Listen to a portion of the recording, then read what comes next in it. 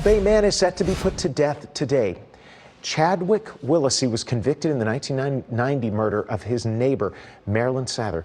Investigators say he broke into the woman's home, beat, strangled, and robbed her before setting her on fire.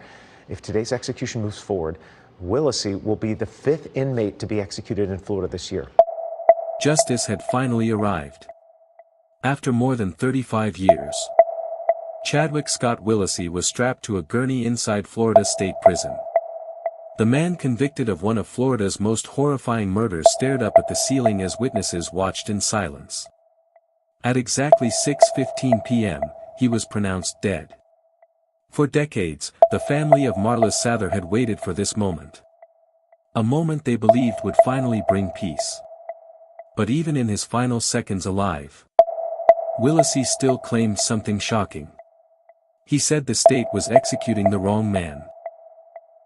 So what really happened back in 1990?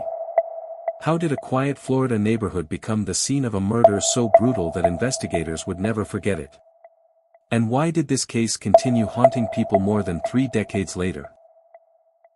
In this video we're going back to the beginning. Back to Palm Bay, Florida. Back to the day Marlys Sather walked into her home, and never came back out alive. To understand this case, we need to go back to Palm Bay, Florida, in 1990. At the time, Palm Bay was growing rapidly. Located along Florida's Space Coast, the city had quiet suburban neighborhoods, retirees, working-class families, and people hoping for peaceful lives away from major cities. Neighbors knew each other. People waved from driveways. Kids rode bicycles through the streets. And among those residents was 56-year-old Marlys Sather. Friends and family described Marlys as kind, dependable, and caring. But there was another layer to her story. Only weeks earlier, Marlys had lost her husband to cancer. She was grieving, trying to rebuild her routine, trying to survive emotionally after becoming a widow. According to family members, she was doing her best to keep moving forward one day at a time. No one could have imagined the horror that was waiting for her. Living nearby was a younger man named Chadwick Scott Willacy. At the time of the murder, Willacy was in his early 20s. People in the neighborhood reportedly knew him. This was not a stranger hiding in the shadows.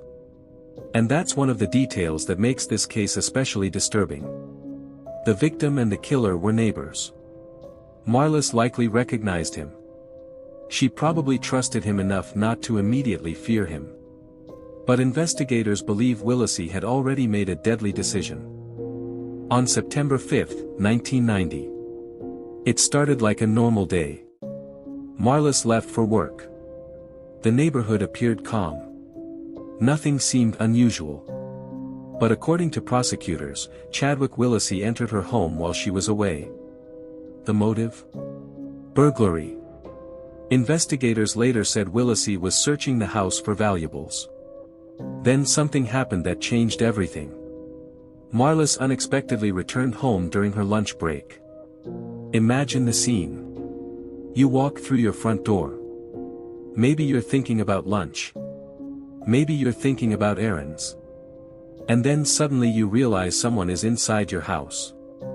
Court records say Marlys confronted Willacy. What happened next was savage. Prosecutors said Willacy attacked her immediately.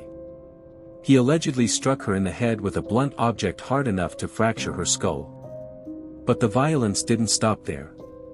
Investigators said he tied her hands and feet using wire and tape. Then came another horrifying detail. Authorities believe Willacy attempted to strangle Marlys with a telephone cord. But according to the medical evidence, that still did not kill her. And then came the act that would make this crime infamous. Prosecutors said Willacy poured gasoline over Marlys and set her on fire. The autopsy revealed something deeply disturbing. Marlys died from smoke inhalation. Meaning she was still alive when the fire started. Think about that for a moment. The victim was conscious enough to breathe in smoke while trapped inside her burning home. Investigators believed she suffered unimaginable terror in her final moments. As flames spread through the home, smoke poured into the Florida sky. But at first, nobody realized a murder had taken place. To the neighbors, it may have appeared to be a tragic house fire. But inside, investigators would discover evidence of extreme violence. Marlys' body showed signs of blunt force trauma. There were restraints. There were indications of strangulation. This was no accident. It was murder. And according to prosecutors, while Marlys lay dying, Chadwick Willacy was focused on stealing. Authorities later accused him of taking her car, personal valuables, and her ATM card. Prosecutors also said he withdrew money from her bank account after the attack. Some reports indicated he even moved stolen items between homes after setting the fire. That detail shocked many people following the case. Because while firefighters and investigators would soon arrive at the scene, the killer was allegedly continuing his burglary. Eventually, concern grew when Marlys failed to return to work. Family members knew something was wrong. Then came the devastating discovery. A relative arrived at the home and encountered the aftermath. A burned house. A dead loved one. A scene almost impossible to comprehend. For the Sather family, life would never be the same. Police immediately launched a homicide investigation. And before long, suspicion focused on Chadwick Scott Willacy. According to court documents, investigators linked him to stolen property belonging to Marlys. Authorities also examined ATM activity connected to the victim's account. The evidence painted a disturbing timeline. A burglary. A confrontation. A brutal attack. Then fire. As detectives pieced the case together, the details became more horrifying. This wasn't a random act of violence during a panic. Prosecutors argued the murder involved multiple deliberate acts. Beating. Binding. Strangulation. Arson. Robbery. Each detail strengthened the state's argument that this was a calculated and exceptionally cruel crime. The case quickly drew attention in Florida. And when it finally went to trial, prosecutors sought the harshest possible punishment. Death. In 1991, Chadwick Scott Willacy stood trial for the murder of Marlys Sather. The prosecution presented evidence showing that Willacy had been inside the victim's home during the burglary. They argued that when Marlys returned unexpectedly, he decided to eliminate the witness. Jurors heard gruesome testimony. The medical findings. The fire evidence. The injuries. The robbery allegations. The emotional weight of the trial was enormous. Imagine sitting in that courtroom hearing how a woman who had just lost her husband was allegedly attacked and burned alive inside her own home. The prosecution described the murder as especially heinous, atrocious, and cruel. And ultimately, the jury agreed. Willacy was convicted of first-degree murder, burglary, robbery, and arson. Then came the sentencing phase. The jury recommended the death penalty. And the judge sentenced Chadwick Scott Willacy to death. For many people, the case appeared closed. But the legal battle was only beginning.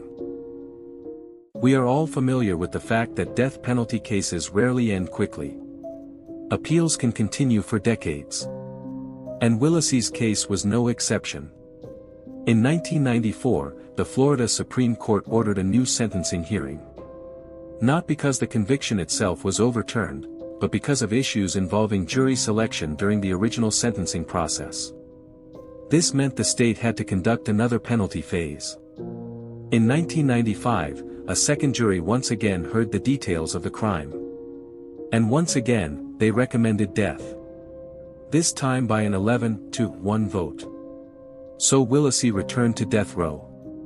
And there he stayed. Year after year.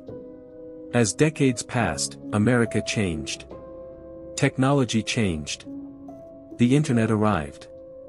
Social media exploded. But inside prison walls, time moved differently. Willacy spent more than 30 years awaiting execution. During that time, he continued maintaining his innocence. That became one of the most controversial aspects of the case.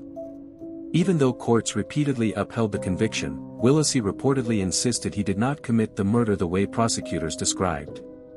For supporters of the death penalty, the evidence was overwhelming. For critics, the case raised larger questions.